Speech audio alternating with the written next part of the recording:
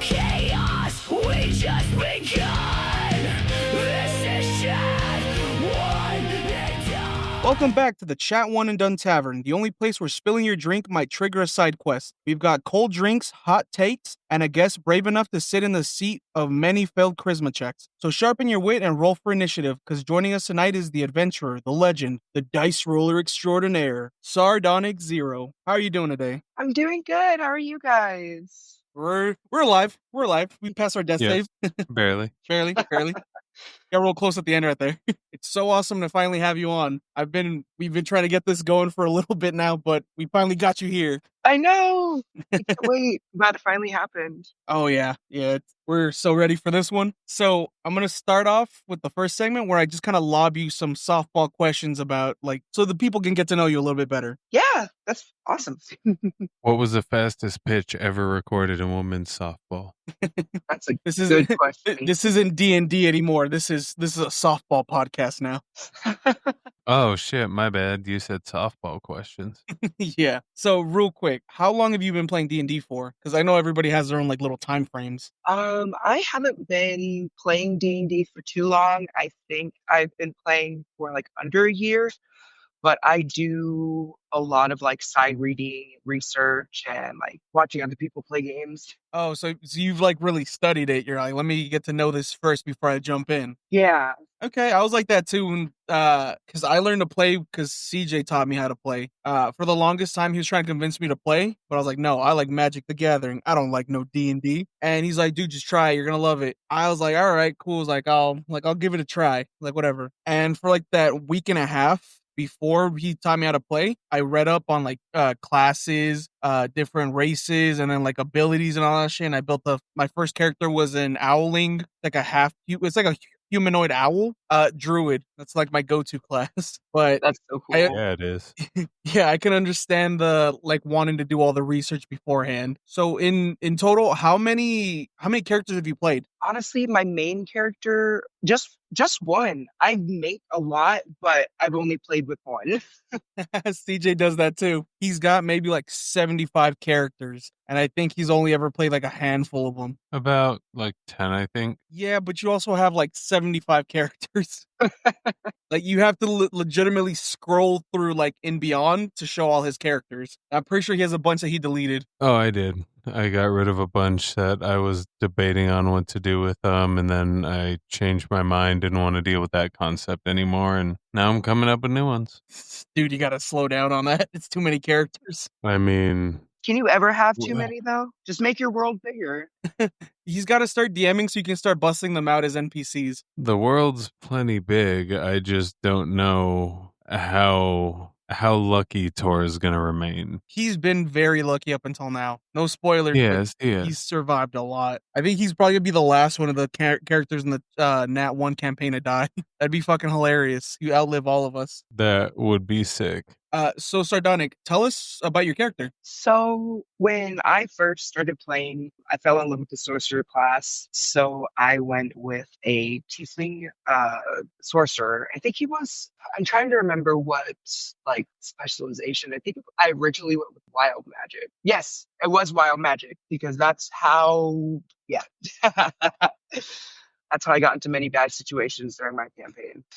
I feel like tiefling's a lot of people's go-to. I haven't played one, but that was my daughter's go-to class. She's I'm playing a tiefling bard. I was like, okay, but that's pretty cool. What was your character's name? Micah? Micah. That's a solid tiefling name. How long did you get to play with that character? Not long, only a couple months. And then unfortunately the party split up. You never split the party. That's the first rule of D&D. Yeah, no, we have a lot of those where we'll start playing. I think me and CJ, pretty much every D&D game I've played or campaign I've been in, he's been in as well. But that's always kind of the curse of D&D where no matter how much fun everybody's having, eventually the party will split. And it's hard to continue with the characters. Or I don't want to bring it back for a different party, so let me bring it for let me make a new character. That's the unfortunate thing that worse than deaths in D&D is unfinished campaigns. Yes. Let me finish the story, Dark. Be please, I want to give him a happy ending. But that's kind of what happened with one of my characters too. We had played with it for, what was it, a couple months, right, CJ? Which one?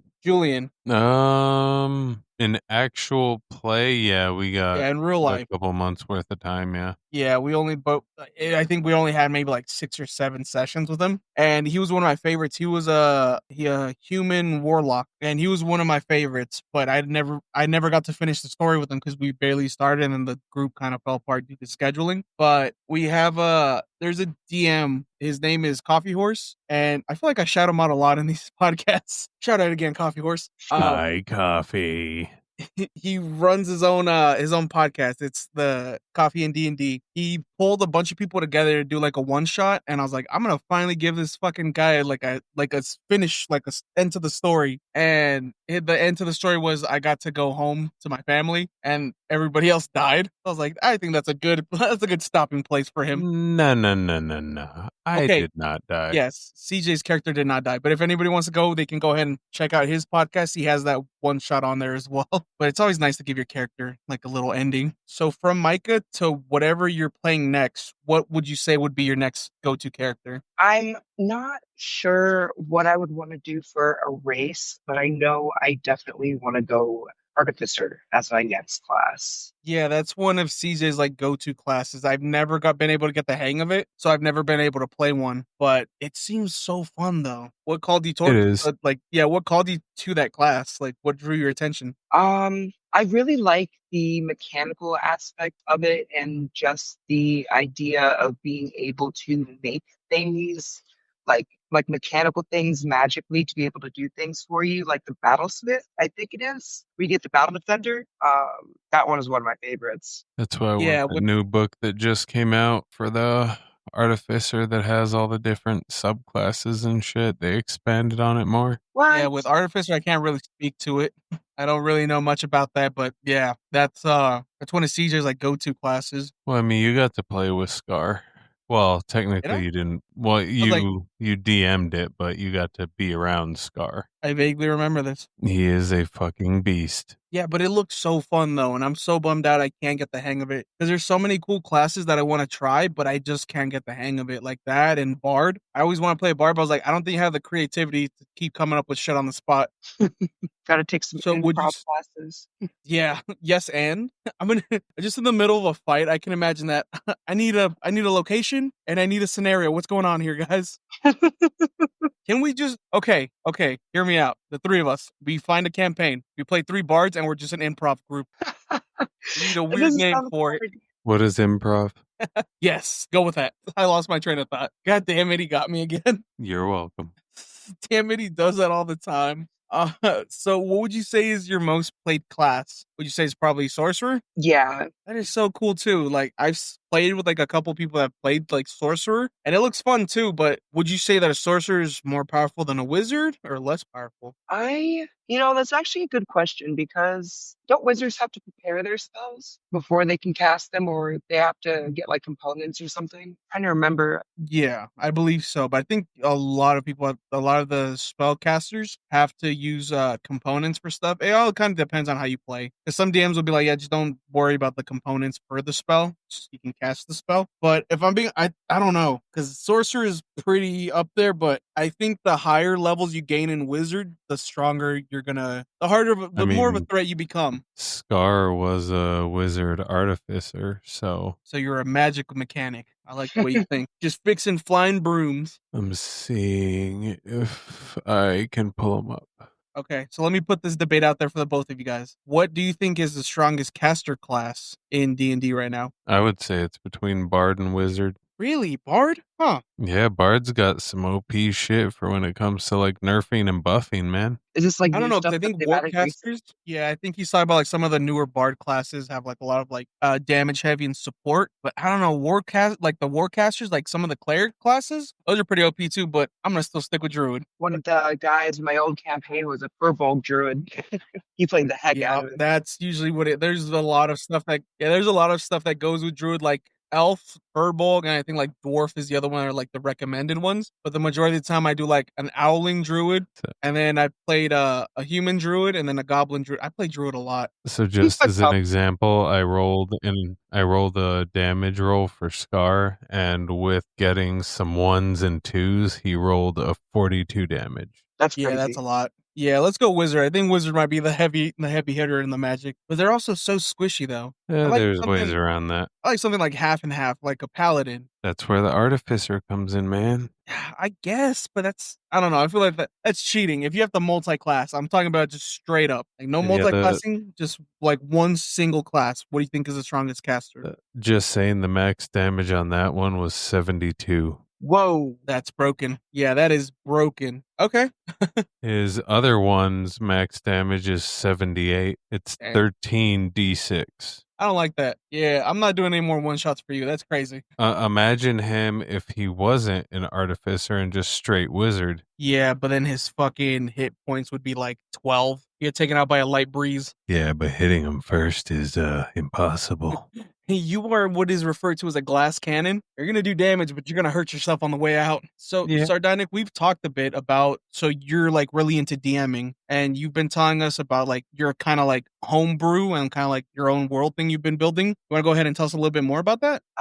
Yeah, I kind of wanted to expand more, like, I say loosely the Curse of Strahd world, but mainly that like twisted horror kind of gothic themed campaign. I want to try to do something with like an eldritch Lovecraftian horror if I can figure something out. But That's pretty sick. Like 90% of the fucking one shots I run for like whenever I do run one shots, they're horror based. oh, Like what? yeah, like for Nat One and Done, we had taken a little break and then I think we ran it on Twitch, right? We live streamed it. Mm-hmm.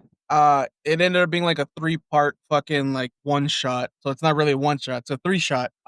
But they were basically it was so fun because I kind of just had to gaslight them because what they ended up fighting was a false hydra. So I kept making real like ominous and like trying to deflect and be like, no, what are you talking about? That never happened. And then just kind of like they're like, what the fuck is going on? And I'm like, what are you talking about? They're like, we just saw blood on the floor. It's like, but you look now and there's no blood anywhere. So it's on like the Nat One channel. If like listeners, you want to go back and listen to the 3-part, but it's so fucking fun. I personally like doing like scary stuff. Like I don't like running like normal, like, oh, happy go lucky campaigns. Like everything I've had them do is like one of the one shots. I had them they got killed and then they had to fight their way out of like the land of the dead to get back to their bodies. Now that's sick. Yeah, but I would be so down to see like you expand on that world because I've never gotten to play Curse of Strahd, but I've heard like only great things about it. But for you to kind of like take that and then be like, no, I'm gonna do that. Plus, I'm gonna add like some kind of eldritch horror on top of that would be so cool. I appreciate the feedback. I'm really excited for it because I also have been looking more into things like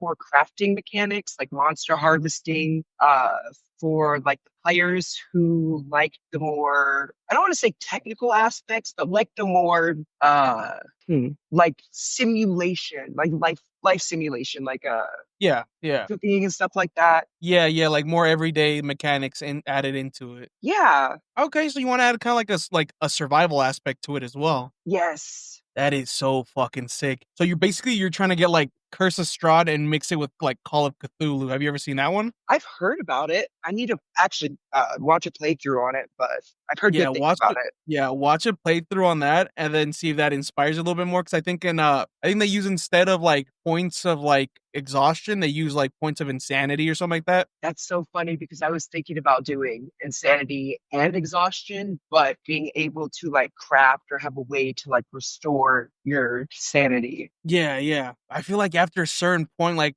if like do you know how exhaustion is what up to 5 points, I believe, and then you die. Am I right Yeah. on that one, CJ? Or not. How I do you believe even so, say? yes. Yeah, so 5. I think like after like if you're doing like points of insanity, I think like 5 should be you just go insane and like you're just fucking out there. Like your character becomes like a villain or some shit. But I think like once you hit 3 points, it's a lot harder for it to like be reduced, and then you have to like randomly attack your party. Yeah. And to expand on that a bit more, I wanted to like do like depending on how high it is and how long it's not like you can neglect your sanity, you know?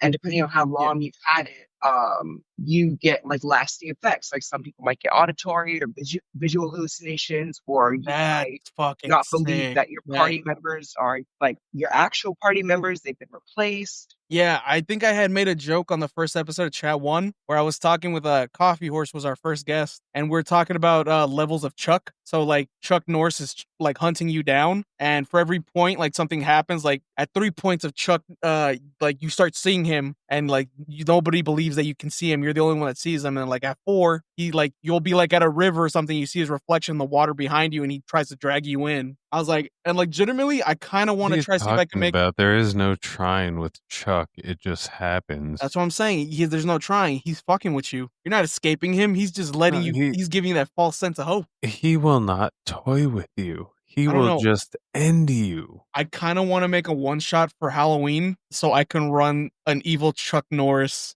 campaign, and I think it'd be fucking hilarious.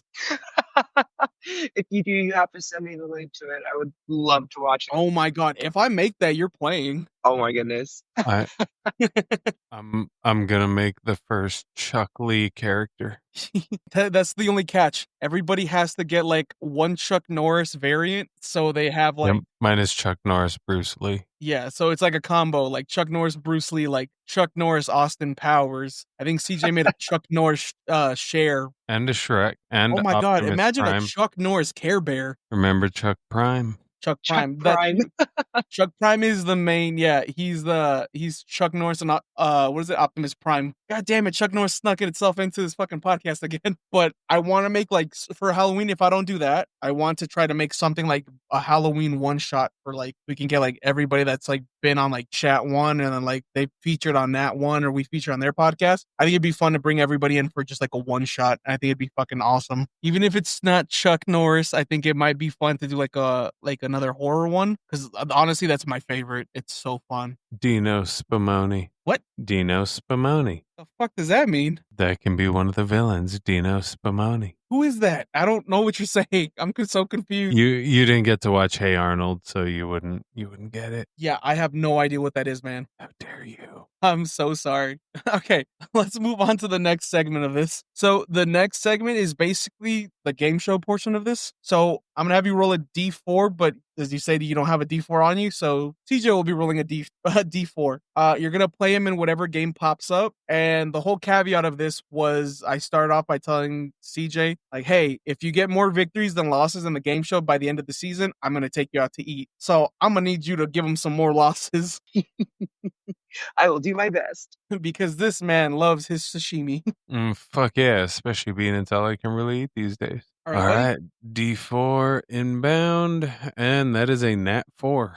Yes. Okay. So Nat 4 is gonna give me 1 second. Let me find the game. My bad, because I keep shuffling them over. Like I get the game and then I'll shuffle it so people don't know what the game is when they listen. Like if they listen to the podcast and they come on that way. So you guys are gonna play magical item or malarkey. So I'm gonna give you guys 3 items. I'm gonna tell you the name and the description, but the thing on that one is 2 of those are fake items and one's real. You guys have to identify what the real one is. You guys ready? I'm ready. Yes, sir. Alrighty, the first item is the Cloak of the Ember Veil. While donning this item, you gain resistance to cold damage once per day. You can snap your fingers and create a harmless puff of smoke. The second item is the Ring of the Drowned Moon. While attuned to this item, the ring glows faintly while submerged in water. Once per long rest, you can cast Prestidigitation, but only to create a minor damp effect, as in wetting of clothes or like fog or like fogging glasses. And the last item is the Wand of Smiles. The wand has 3 charges. While holding it, you can expend 1 charge to force a humanoid creature to make a DC 10 charisma saving throw. On a fail, they smile for a minute. If you expend all charges, roll a D20 on a nat 1, it becomes the Wand of Scowls. Hmm. Yeah, they all sound, all these items sound like they can be fake or real. I know, really.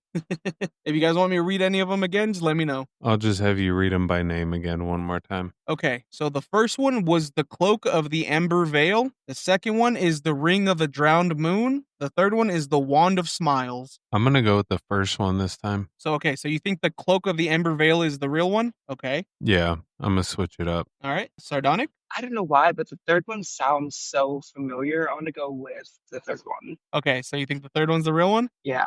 Okay, so one of you guys is correct. I'm going to reveal the fake ones first. So the first fake one is the Ring of the Drowned Moon. That is a fake item. The second fake one, before I reveal that, let me hear you guys' reasoning on, sorry for the suspense, let me hear you guys' reasoning on why you picked what you picked. There's so many other things that do like prestidigitation shit, and that's not one that I've ever heard of. Okay, that's fair. So that's why you eliminated the Ring of the Drowned Moon? Yep. Okay, that's fair. That's fair.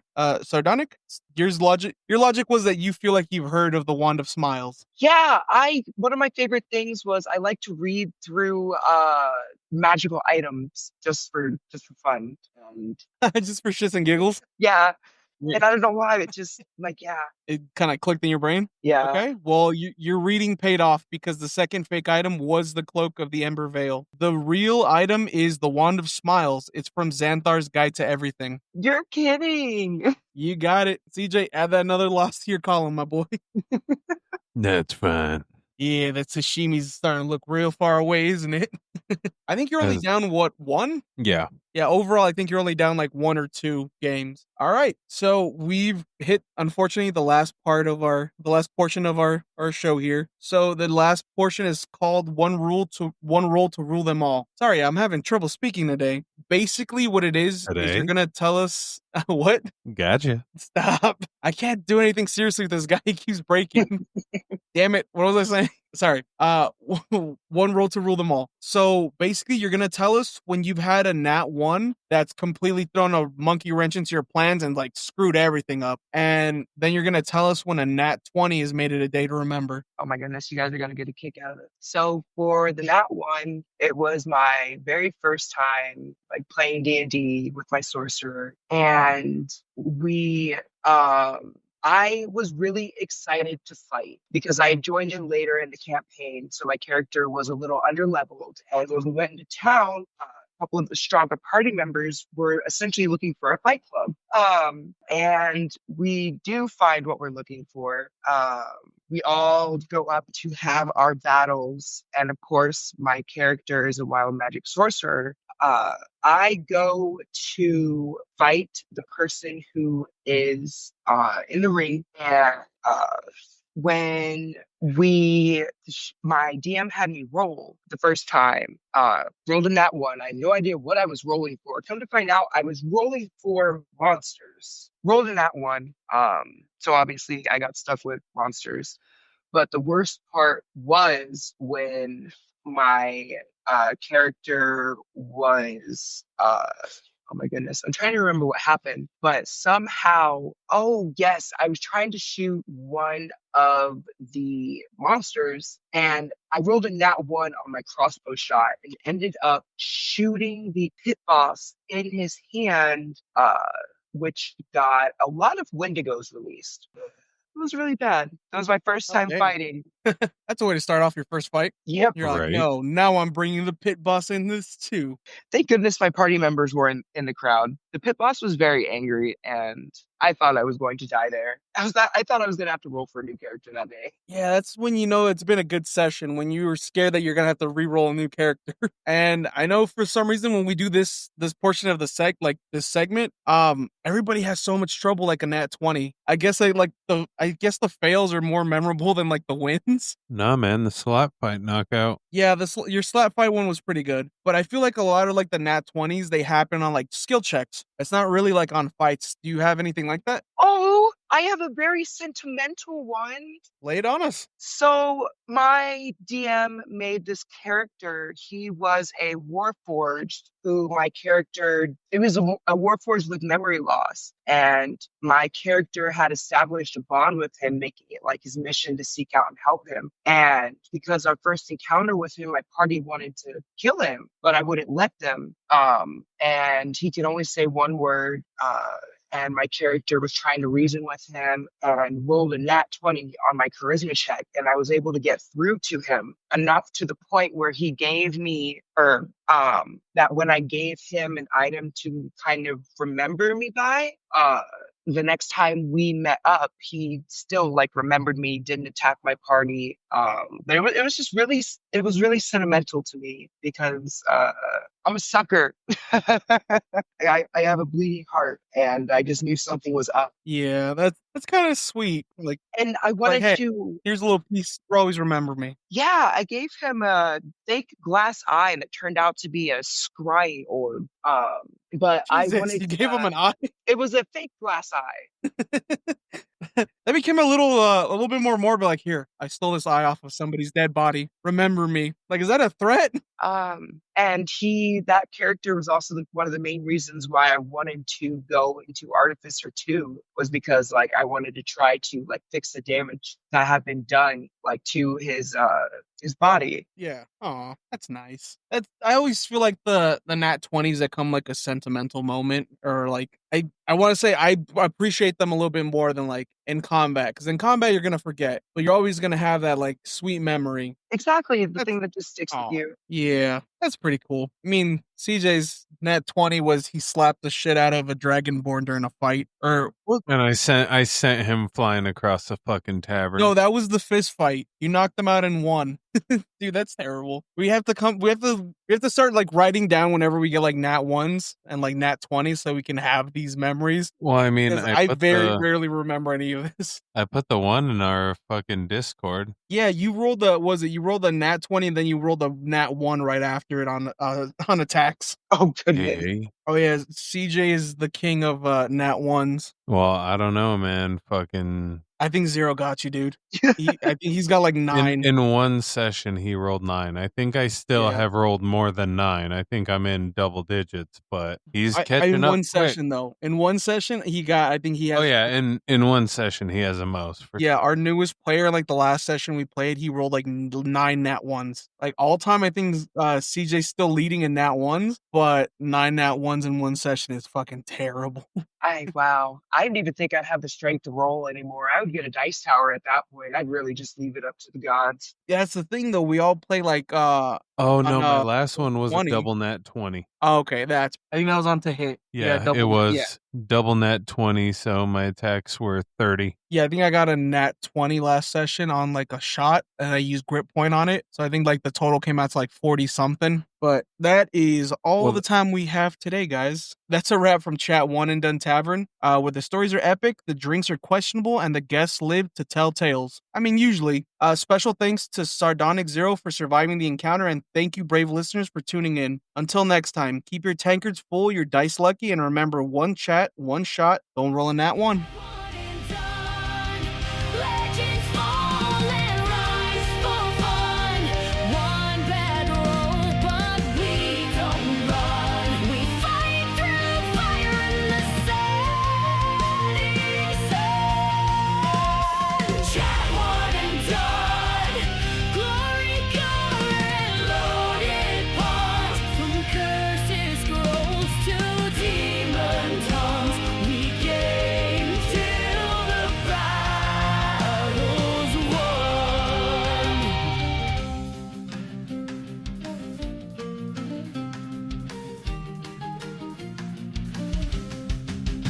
You can break all through, but you'll never break